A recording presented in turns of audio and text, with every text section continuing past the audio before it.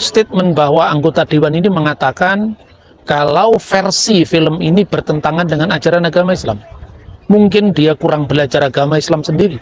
Karena dalam Islam tidak ada versi tunggal tentang siapa putra Ibrahim yang dikorbankan. Al-Quran sendiri tidak menyebutkan nama anak yang dikorbankan itu. Di dalam Al-Quran hanya dikatakan fabasyarnahu bigulamin halim. Sesungguhnya Tuhan telah menggembirakan dengan Ibrahim seorang anak yang amat sabar. Dan anak yang amat sabar ini tidak disebutkan namanya. Tentu sebagai seorang non-muslim saya tidak boleh terlalu jauh mencampuri tafsir agama Islam. Yang ingin saya sampaikan bahwa di dalam Islam sendiri ada berkembang dua versi. Ada hadis-hadis yang meriwayatkan Ishak, ada hadis-hadis lain yang meriwayatkan Ismail. Meskipun di Indonesia versi Ismail ini lebih populer dan lebih dianut banyak orang, tetapi tidak mengurangi fakta bahwa di Islam sendiri kontroversi tentang Ismail atau Ishak itu belum selesai. Alaihim Besya Muhammadiyah. Saudara-saudara, sekarang saya berada di depan gereja Hagia Sophia yang dahulu ketika jatuhnya Konstantinopel dan masuk dalam kekuasaan Muslim kemudian diubah menjadi masjid. Saat berdirinya negara Turki modern kemudian diubah menjadi museum dan baru-baru ini dikembalikan fungsinya menjadi masjid. Nah, saudara-saudara, saya ingin menjumpai para sahabat Bambang Nursena Center di tanah air karena pertanyaan-pertanyaan yang masuk kepada saya secara khusus tentang kontroversi film yang berjudul His Only Son. Film ini menceritakan tentang ujian iman kepada Abraham untuk menyembelih putranya yaitu Ishak. Ada seorang anggota parlemen Dewan Perwakilan Rakyat yang keberatan dengan peredaran film ini karena menurutnya film ini tidak senafas dengan versi Islam tentang pengorbanan putra Nabi Ibrahim. Bagaimana tanggapan kita? Saudara-saudara, dari sudut pandang hukum, sebenarnya Indonesia itu adalah bukan negara Islam, bukan negara agama, bukan negara teokrasi. Karena itu sebetulnya tidak boleh membawa satu pandangan keagamaan dan memaksakannya ke ruang-ruang publik. Kita harus membedakan antara mana forum eksternum dan mana forum internum.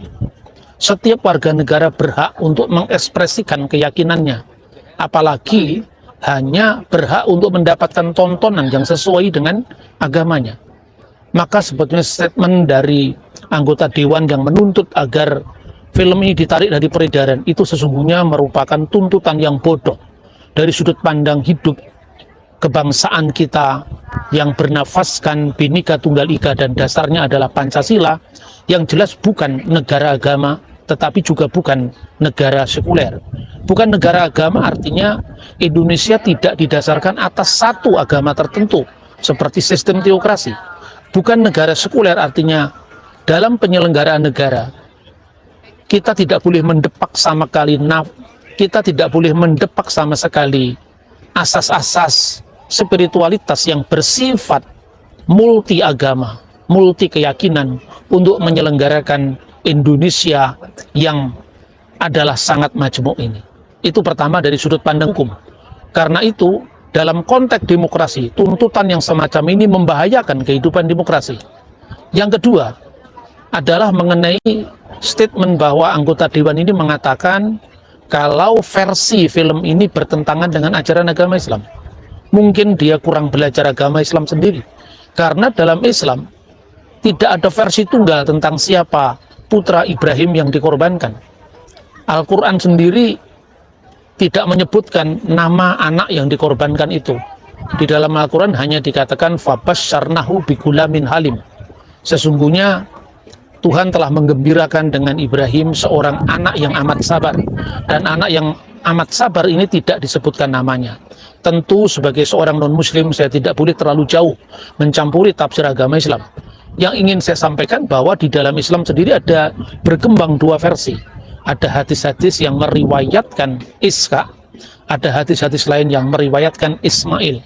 Meskipun di Indonesia versi Ismail ini lebih populer dan lebih dianut banyak orang, tetapi tidak mengurangi fakta bahwa di Islam sendiri kontroversi tentang Ismail atau Ishak itu belum selesai. Nah, sementara itu pada pihak lain ada fakta yang harus diungkapkan, bahwa putra Ibrahim yang nyaris dikorbankan Ishak itu bukan sekedar pandangan agama Kristen, tetapi pandangan sejarah lebih dari satu agama. Minimum bisa saya sampaikan, yang pertama adalah agama Yahudi, yang berdasarkan Taurat yang dibaca oleh saudara-saudara kita yang beragama Yahudi, disebutkan dalam Sefer Bereshit 22 ayat 2, jelas di situ adalah Ishak.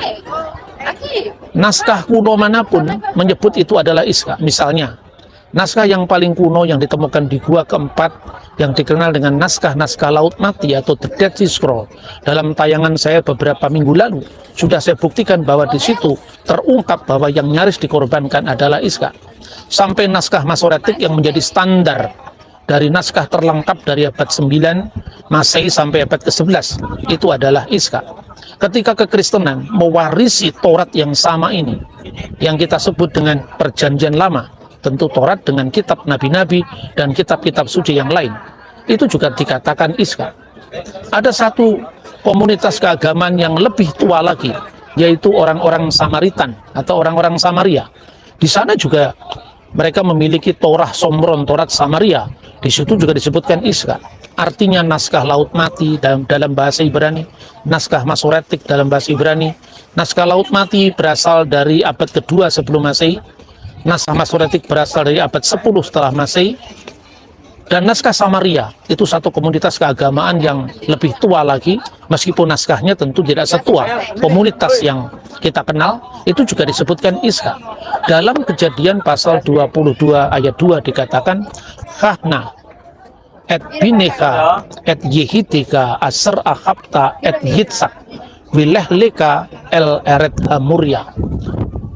Ambillah anakmu yang tunggal yang kau kasih, yaitu Ishak, dan bawalah dia ke tanah Muria. Satu-satunya perbedaan hanyalah pada kata-kata wilehleka el eret hamuria. Pada naskah Taurat Samaria dibaca wilehleka el eret hamuri, dan muri ini diartikan dengan gerisim, berbeda dengan versi Yahudi yaitu Yerusalem. Tapi tentang nama Ishak, naskah tua Ibrani manapun juga itu adalah sama. Yang kedua, jadi yang pertama itu adalah naskah Ibraninya di sana semuanya sama. Yang ketiga, ada 3 agama dari zaman yang berbeda-beda, yang keyakinannya juga berbeda. Mereka sama-sama menyembah pada satu Tuhan, yaitu Shema Yisrael, Adonai Eloheinu, Adonai Echad. Tetapi orang Yahudi percaya bahwa Musa telah memberikan tempat yang nantinya itu adalah dikenal dengan Yerusalem. Tatkala kakek moyangnya yaitu Abraham bertemu dengan Melkisedek, yang dalam tafsir Yahudi disebut sebagai Sem, imam pertama di dalam hukum Nuh atau Sefa Misfot bin Noah, itu adalah Yerusalem yang dikenal dengan tanah Muria. Sementara orang Samaria yang menolak eksistensi kota suci Yerusalem menafsirkannya sebagai Gerisim yang berada di Nablus, wilayah Palestina sekarang. Jadi 3 agama yang berbeda. Satunya percaya Yesus sebagai Mesias, yaitu Kristen. Satunya tidak percaya. Satunya tidak percaya Yerusalem sebagai tempat suci mereka. Tapi ketika kitanya mengatakan Ishak. Yang kedua, ini juga diperkuat lagi dengan bukti yang ketiga. Naskah-naskah kuno manapun juga dalam terjemahan. Dan terjemahan itu dilakukan baik orang Yahudi, orang Kristen, dalam sepanjang sejarahnya. Misalnya dalam terjemahan bahasa Aram, banyak naskah yang diterjemahkan dalam bahasa Aram, misalnya Targum, baik Targum Onkelos, Targum Yerusalmi, Targum Neofiti, semuanya mengatakan Ishak, dan itu dibaca oleh orang-orang Yahudi. Ketika kekristenan muncul, kekristenan mewarisi warisan besar Yahudi Helenik di Alexandria yang dikenal dengan Septuaginta dalam bahasa Yunani. Di sana juga dikatakan Ishak. Ketika naskah Latin pertama kali diterjemahkan yang dikenal dengan Old Latin atau Vetus Latina, kurang lebih dari tahun 120 setelah Masehi, di sana juga Ishak.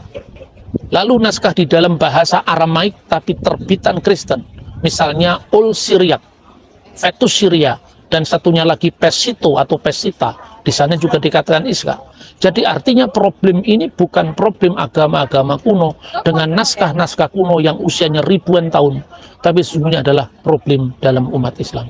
Karena itu harapan saya melalui pertemuan singkat ini, sekaligus saya ingin mengajak marilah kita beragama secara dewasa.